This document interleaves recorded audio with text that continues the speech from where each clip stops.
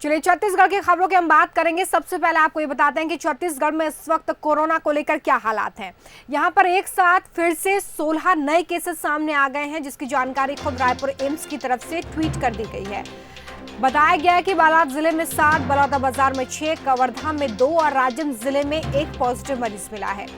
और इसी के साथ अब प्रदेश में एक्टिव केसेस की संख्या बढ़कर 27 हो गई है और ये संख्या इस वक्त स्वास्थ्य विभाग के लिए परेशानी का सबब बनी हुई है। तो देखिए ट्वीट में हम आपको दिखा रहे हैं, एम्स रायपुर की तरफ से ये ट्वीट किया गया है, जिसमें जानकारी दी गई है कि 16 नए केसेस सामने आए हैं और छत्तीसगढ़ में इस वक्त स्थिति कंट्रोल में है। हालांकि बार बार कुछ दिनों के गैप पर संक्रमण के मामले एकदम बहुत तेजी से भी बढ़ रहे हैं। राहुल गांधी पर दिए गए निर्मला सीतारमण के बयान पर सीएम भूपेश बघेल ने पलटवार किया है। उन्होंने कहा कि राहुल गांधी के मजदूरों के साथ बैठने से वित्त मंत्री गुस्सा हो गई। आज मजदूरों की परेशानी का कारण केंद्र सरकार की नीतियां हैं। अगर पहले ही मजदूरों के लिए स्पेशल ट्रेन चला दी जाती तो आज सैकड़ों मजदूर सड़क पर नहीं होते और ना ही मारे जाते। भूपेश बघेल ने प्रधानमंत्री पर हमला बोलते हुए कहा कि देश के थाली और ताली बजाने का श्रेय तो आपने ले लिया, अब मजदूरों की परेशानी का श्रेय आपको लेना होगा।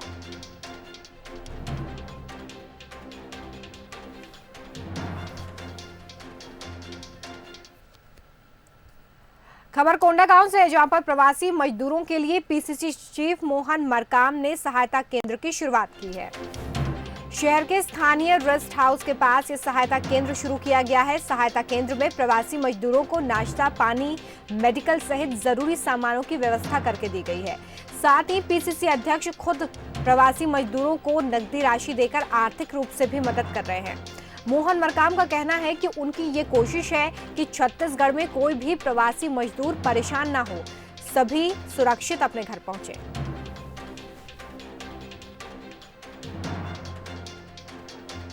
दक्षिण भारत से NH-30 के यहाँ बस्तर के से होकर बहुत से प्रवासी मजदूर आ रहे हैं। उनके लिए हम लोग जिला मुख्यालय कोंडागांव में जिला कांग्रेस कमेटी के हमारे सभी सदस्यों के तत्वाधान में हम लोग चाय नाश्ते की और अन्य सुविधाओं की हम लोग व्यवस्था कर रहे हैं, ताकि छत्तीसगढ़ की धरा पर कोई भूखे ना रहे, भूखे ना सोए और यहाँ से सकुशल अपने घर तक पहुँचे, हम लोगों का प्रयास है।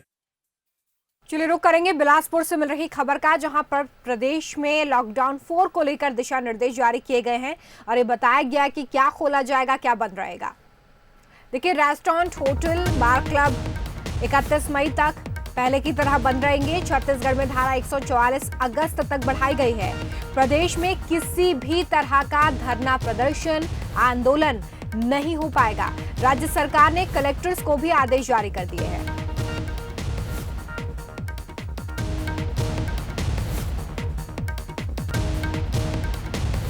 सीधे बिलासपुर का रुख करेंगे, संवाददाता उमेश मौर्य हमारे साथ लाइव जुड़ चुके हैं।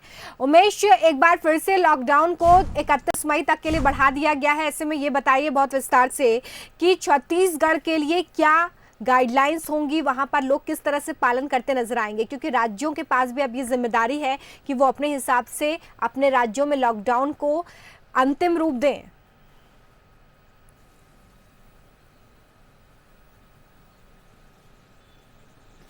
छत्तीसगढ़ राज्य कोई भी रिस्क नहीं लेना चाहता है। यही वजह है कि धारा 144 को आने वाले 3 महीनों तक के लिए बढ़ा दिया गया है, यानी कि 4 से 5 व्यक्ति एक साथ आपको नहीं दिखाई देंगे। यदि दिखते हैं तो उन पर कार्रवाई करने की आदेशित किया गया है। साथ ही आपको बता दूं कि छत्तीसगढ़ में जिस तरीके से अभी मामले बढ़ रहे हैं, ऐसे में राज्य सरकार ने ध्यान देते हुए ये कहा है और ये आदेशित किया है सभी कलेक्टरों को कि अब वो अपने हिसाब से दिशा और आदेश निर्देशित कर सकते हैं। लिहाजा छत्तीसगढ़ में आपको बता दूं कि धरना, प्रदर्शन, आंदोलन पर पूर्णतः रोक लगा दी गई है। साथ ही जो छत्तीसगढ़ में रेस्टोरेंट, बार, ये जो सार्वजनिक स्थल है उस पर रोक लगा दी गई। वहीं पर यदि आप बात करें तो आवागमन के लिए जो परिवहन जो साधन हुआ करते थे उस पर अभी 31 मई तक के रोक लगा दी गई है। ये कहा जा सकता है कि जिस तरीके से अभी 2-3 दिनों में जो मामले कोरोना के बढ़े हैं, इसे ध्यान में रखते हुए राज्य सरकार ने ये फैसला लिया है। और ये फैसला चिंतनीय इसलिए भी हो जाता है, ये फैसला मानना इसलिए भी जरूरी हो जाता है रोमिता, क्योंकि अब जो मामले आ रहे हैं, जो प्रवासी मजदूरों का यहाँ पर लगातार आना हो रहा है, उन्हें लाया जा रहा है, उन्हें गांव में शिफ्ट किया जा रहा है, तो ऐसे में इस मामले को ध्यान में रखना बहुत ज़रूरी हो गया है कि भीड़ भाड़ के जो इलाके हैं उस पे दूरी बना के रखें। इसलिए सरकार ने ये कहा है सभी जिला कलेक्टरों को कि वो अपने हिसाब से आदेश को निर्देशित करे। तो वो जिस तरीके से जैसे कि आपके एरिया छत्तीसगढ़ में रेड जोन, ग्रीन जोन और ऑरेंज जोन, ये सारी चीज़ें अब राज्य सरकार फैसला लेंगी। चूँकि आपने देखा है कि पिछले दिनों वीडियो कॉन्फ्रेंसिंग के माध्यम से छत्तीसगढ़ सरकार के जो मुख्यमंत्री हैं भूपेश बघेल ने ये प्रस्ताव रखा था कि राज्य को इसकी अनुमति दी जाए कि वो अपने हिसाब से रेड, ग्रीन और ऑरेंज को प्रस्तावित करे या वो निर्देशित करे। लिहाजा इस बात को मानते हुए, इस प्रस्ताव को मानते हुए केंद्र सरकार ने इसे पारित किया है और अब राज्य सरकारें पूरे जितने भी कलेक्टर हैं उनको ये कह दिया है कि आप अपने हिसाब से आदेश और निर्देश करें। लिहाजा अब देखना होगा कि 31 मई तक के जो दुकानें बंद की गई हैं उसे किस तरीके से राज्य सरकार और जिला प्रशासन पालन कराता है। जी चलिए, बहुत शुक्रिया इस तमाम जानकारी के लिए।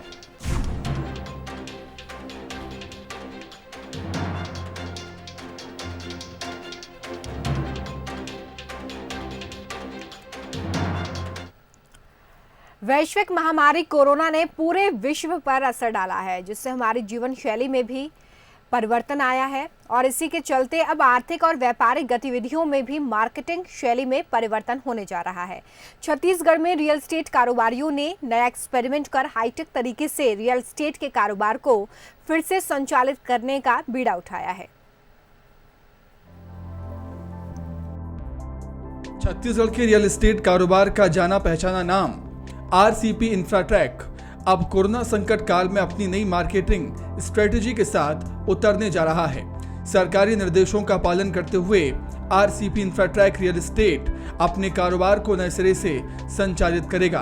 अब ग्राहक को साइट विजिट की पुरानी तकनीक के बजाय ड्रोन कैमरे के जरिए फ्लैट, बंगलों की लोकेशन और उसका स्वरूप दिखाया जाएगा। इसके लिए स्टाफ को विशेष ट्रेनिंग दी जा रही है। तो हम इसमें सबसे बड़ा इम्पोर्टेंट काम कर रहे हैं कि आदमी डिसीजन लेने के पहले हमारा साइट विजिट कर सके। उसके लिए हमारी कंपनी के द्वारा परसों से ड्रोन कैमरे के द्वारा इस तरह की सुविधा उपलब्ध कराई जा रही है। यदि वो हमारे किसी टावर में कोई फ्लैट परचेस करना चाहता है तो हम उसको फ्लैट में पूरा का पूरा विजिट हम उसको ड्रोन कैमरे से कराएंगे। ऐसी हमने व्यवस्था कर ली है। किस इस मेक का वो टाइल लगा रहे हैं हमारी कंपनी, किस मेक का हमारा इलेक्ट्रिकल स्विचेज है, किस मेक का हमारे यहाँ हैंडल लगने वाला है, दरवाजे का साइज़ और रूम के अंदर का कलर, वो भी हम ड्रोन कैमरे से दिखा रहे हैं। इवन वो आदमी यदि हमारा 6th फ्लोर के फ्लैट को परचेस करता है, वहाँ से उसके फ्लैट का बालकनी से सामने का जो व्यू है वो किस तरह से दिखेगा उसका भी हम आकलन, उसका अवलोकन हम ड्रोन कैमरे से कराने के लिए व्यवस्था बना रहे हैं। और ये चीज़ आसानी से आधुनिक टेक्नोलॉजी का यूज़ करते हुए ड्रोन कैमरे से संभव हो सकेगा। कोरोना संकट के चलते लोग सफर करने और ज्यादा लोगों के संपर्क में आने से बचना चाहते हैं। ऐसे में ड्रोन कैमरे से साइट विजिट का ये कॉन्सेप्ट नया होने के साथ साथ व्यापारिक गतिविधियों के लिए एक मौका भी है, जिसका प्रयोग आरसीपी इंफ्राटेक ने करके रियल एस्टेट के कारोबार में एक मिसाल पेश की है, बल्कि ग्राहकों के लिए नई सुविधा प्रदान कर उनके स्वास्थ्य की सुरक्षा भी की है। Bureau report, Bansal news. Corona संक्रमण और लॉकडाउन के इस दौर में देश के अलग अलग शहरों में औद्योगिक इकाइयां, कंपनीज, फैक्ट्री, मिल, कारखाने, दिन रात पसीना बहाने वाले श्रमिक बेबस होकर अपने अपने गांव के सफर पर पैदल ही सड़कों पर निकल पड़े हैं। और ऐसे में छत्तीसगढ़ के मुख्यमंत्री भूपेश बघेल ने संवेदनशीलता दिखाते हुए कई महत्वपूर्ण फैसले लिए हैं। अब छत्तीसगढ़ राज्य की सीमा पर पहुंचने वाले सभी श्रमिकों के चाय, नाश्ते, भोजन के साथ ही स्वास्थ्य परीक्षण और परिवहन की व्यवस्था मुफ्त में की जा रही है। मुख्यमंत्री भूपेश बघेल के निर्देश पर मजदूरों की सेवा में शासन और प्रशासन दोनों ही जुटे हुए हैं। महाराष्ट्र, तेलंगाना, आंध्र प्रदेश, मध्य प्रदेश, राजस्थान के मजदूरों के लिए 100 बसों की व्यवस्था भी की गई है।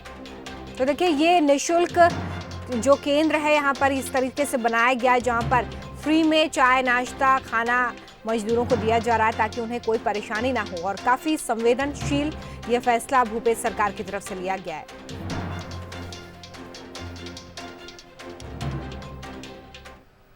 राजनांदगांव के बागनन में प्रवासी मजदूरों के आने का सिलसिला लगातार जारी है।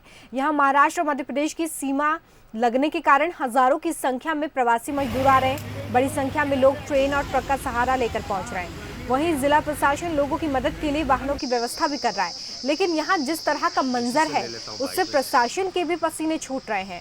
लोग ना तो सोशल डिस्टेंसिंग का पालन कर रहे हैं और ना ही मास्क लगा कर आ रहे हैं। हालांकि मौके पर स्वास्थ्य विभाग की टीम भी तैनात की गई है, लोगों की जांच की जा रही है। महाराष्ट्र, तेलंगाना, आंध्र प्रदेश सहित कई राज्यों से श्रमिक यहां पर ट्रक और ट्रेन का सहारा लेकर पहुंच रहे हैं, लेकिन ये तस्वीरें आज कोरोना संक्रमण काल में बेहद डरावनी है। देखिए, लोग यहां पर सोशल डिस्टेंसिंग को भूल गए हैं। कई लोगों ने चेहरे पर मास्क भी नहीं लगा रखा है। ये अपने आप में डरावनी तस्वीरें हैं कि कैसे कोरोना संक्रमण को रोका जाएगा अगर इसी तरह का मंजर रहा। बस प्राइवेट बस करके आए हम लोग। प्राइवेट बस करके आए। कितना रुपए लिया प्राइवेट बस वाले ने? 3,500 एक आदमी का। एक आदमी का 3,500। अब कहाँ जाना चाह रहे हैं आप? बिलासपुर। और किस में जाएंगे यहाँ से? क्या पता है कैसे करे सरकार, अगर व्यवस्था रखेगा तो कैसे जाएंगे। तो रायपुर का 250 बोल रहा था अभी बस वाला। भोपाल के हबीबगंज स्टेशन से बिलासपुर रवाना हुई श्रमिक स्पेशल ट्रेन में एक महिला ने स्वस्थ बच्चे को जन्म दिया है। महिला ईश्वरी यादव मुंगेली के धर्मपुरा के रहने वाली है। नागपुर के पास उसे प्रसव पीड़ा हुई। ट्रेन में ही महिला की डिलीवरी कराई गई है। ट्रेन के बिलासपुर स्टेशन पहुंची है। जच्चा और बच्चा दोनों को सिम्स अस्पताल में भर्ती किया गया।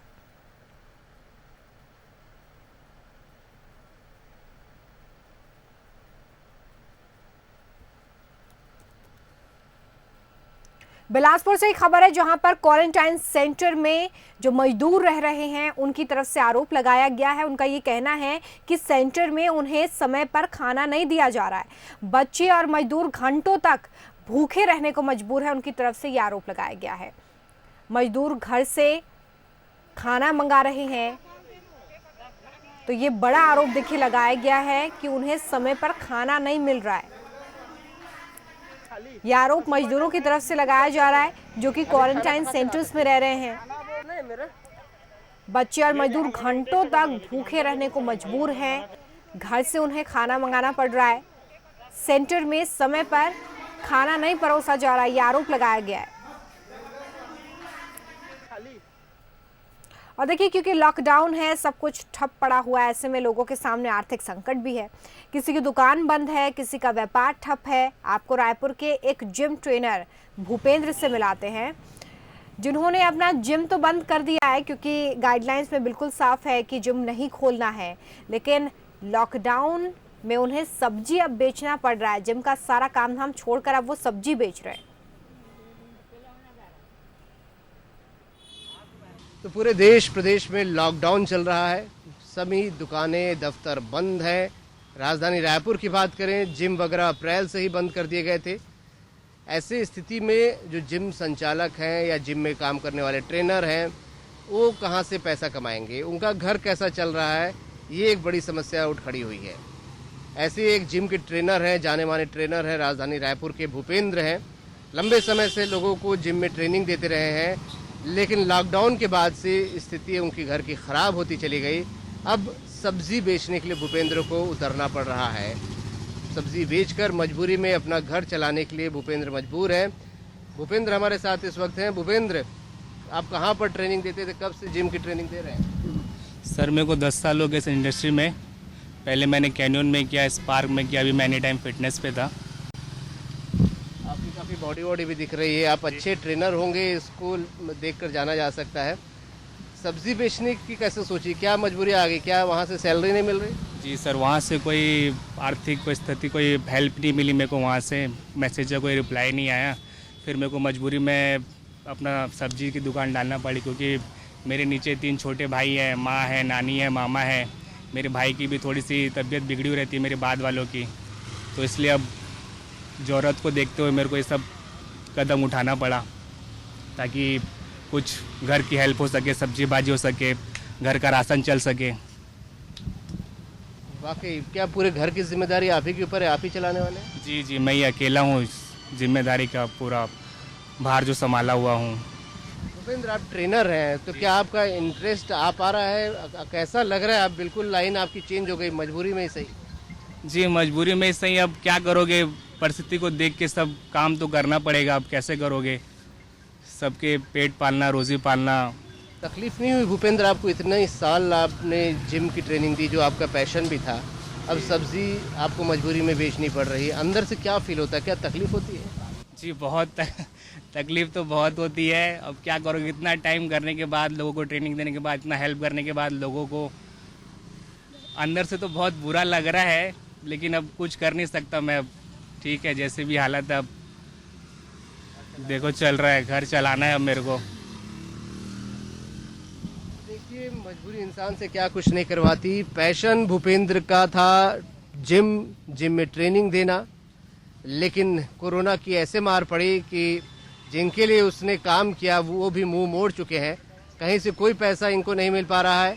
घर में भरा पूरा परिवार है, माता पिता, नानी, छोटे छोटे भाई हैं, उनकी तबीयत खराब रहती है। ऐसे में एक मशहूर जिम ट्रेनर को सब्जी बेचने के लिए मजबूर होना पड़ा। हालांकि भूपेंद्र इसमें भी खुश है, उनका कहना है कुछ अपना काम कर रहे हैं, खुशी है। लोगों ने मुंह मोड़ा, इसका अफसोस उनको ज़रूर है। कैमरामैन दीपक के साथ अभिषेक शुक्ल, बंसल न्यूज, रायपुर। जांजगीर चांपा में क्वारंटाइन सेंटर से भागना 2 प्रवासी मजदूरों को काफी भारी पड़ा है। पुलिस ने तुरंत कार्रवाई करते हुए न केवल उन्हें पकड़ लिया है, बल्कि महामारी एक्ट के तहत केस भी दर्ज कर दिया है। मामला बमहनडीहा ब्लॉक का है, जहां पर प्रशासन ने एक स्कूल को क्वारंटाइन सेंटर बनाया था। यहां पर श्रमिक स्पेशल ट्रेन से लौटे प्रदेश के प्रवासी मजदूरों को क्वारंटाइन किया गया था। पामगढ़ ब्लॉक और अकलतरा ब्लॉक के रहने वाले 2 मजदूरों ने क्वारंटाइन सेंटर की दीवार फांदी। क्वारंटाइन सेंटर के कर्मचारियों और ग्रामीणों ने पुलिस को तुरंत इसकी सूचना दी और बाद में इन्हें पकड़ लिया गया।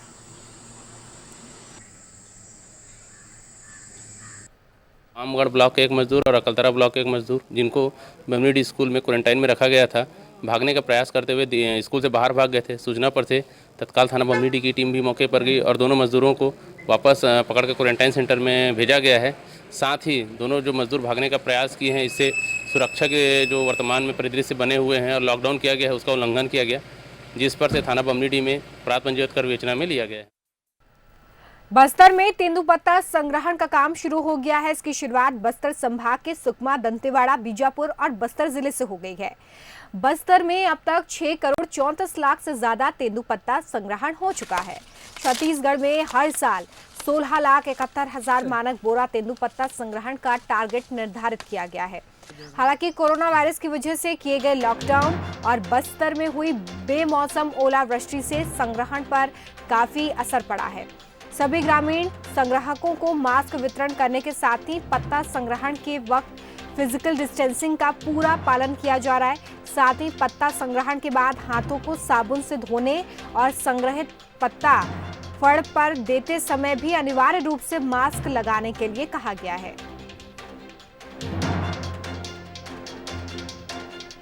कोरोना वायरस की जो है गाइडलाइन है, उसको जो है मानते हुए हम लोगों ने इस बार किया है, संग्राहकों को मास्क जो है दिए हैं। एक परिवार में जो है 4 मास्क के हिसाब से जो है उनको दिया गया है। और मास्क पहनकर ही जो है वो लोग तोलने भी जाते हैं और जब फड़ पर ला के जो बिक्री करते हैं तो वहाँ पर जो है मास्क के साथ ही आते हैं और वहाँ पर जो है उनकी फिजिकल डिस्टेंसिंग का भी जो है ध्यान रखा जाता है और इन सभी चीज़ों को फॉलो करते हुए जो है खरीदी का कार्य किया जा रहा है। जशपुर जिले में कोरोना वायरस की वजह से इस साल तेंदुपत्ता संग्रहण और खरीदी का कार्य बुरी तरह से प्रभावित हुआ है। हर साल 1 मई से तेंदुपत्ते का संग्रहण और खरीदी का काम शुरू हो जाता था, लेकिन इस बार 2 सप्ताह इसमें देरी हो गई है। तेंदुपत्ता संग्राहकों का कहना है कि इस साल ज्यादा कमाई नहीं होगी। वहीं अधिकारी भी मान रहे हैं कि खरीदी का लक्ष्य पूरा नहीं हो पाएगा। जशपुर जिले में इस साल कोरोना वायरस और मौसम में हलचल के चलते तेंदुपत्ता संग्रहण और खरीदी देरी से हो रही है। ओले गिरने की वजह से ज्यादातर फसल खराब हो चुकी है। वहीं विभाग भी ये मान रहा है कि इस बार टारगेट पूरा नहीं हो पाएगा। लक्ष्य की 75% ही खरीदी पूरी हो सकेगी।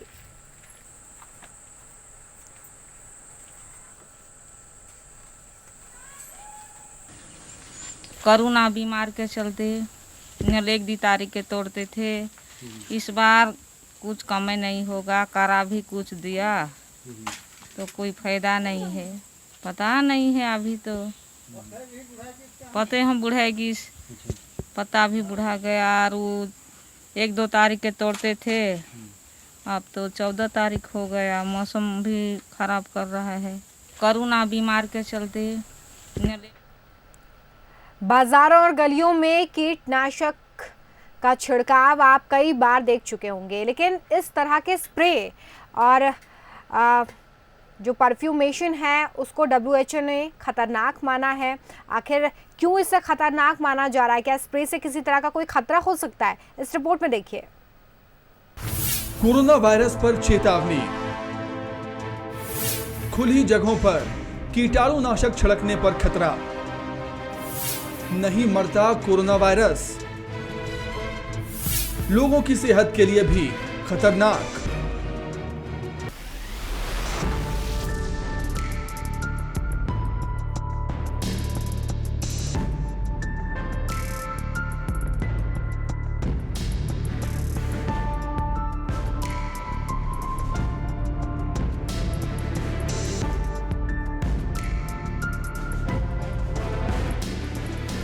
देश और प्रदेश में इस तरह सैनिटाइज और डिसइंफेक्टेंट छिड़कने के मामले आम हैं। भारत ही क्यों, दुनिया के कई देशों में ये तस्वीरें देखी जा चुकी हैं, बल्कि चीन में भी इस तरह डिसइंफेक्टेंट छिड़काव के कई वीडियो इंटरनेट पर मौजूद हैं।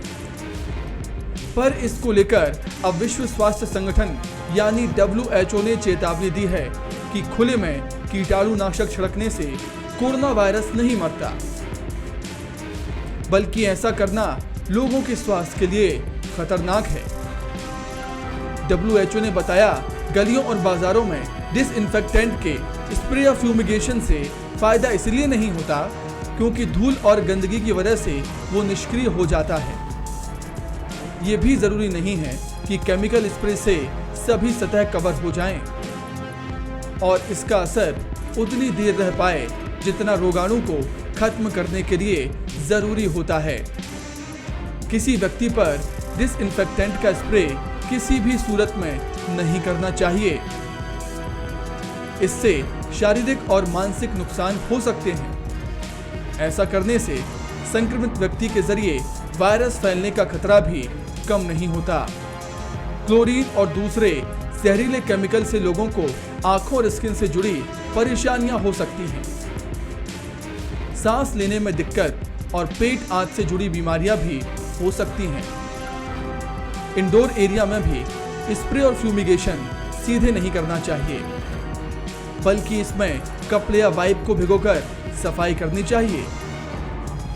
WHO की चेतावनी बहुत अहम है क्योंकि डिसइंफेक्टेंट के छिड़काव के बाद लोग ये मान लेते हैं कि वायरस मर गया होगा, लेकिन जब चीन में इस तरह का छिड़काव हो रहा था तब WHO कहां था? क्या उस समय स्टडी अधूरी थी? खैर, देर से ही सही, दुनिया को कोरोना को लेकर नई चेतावनी तो मिली। अब ये देश की सरकारों को तय करना है कि आगे किस तरह से संक्रमण रोकने के लिए उपाय किए जाएं। Bureau report, Bansal news.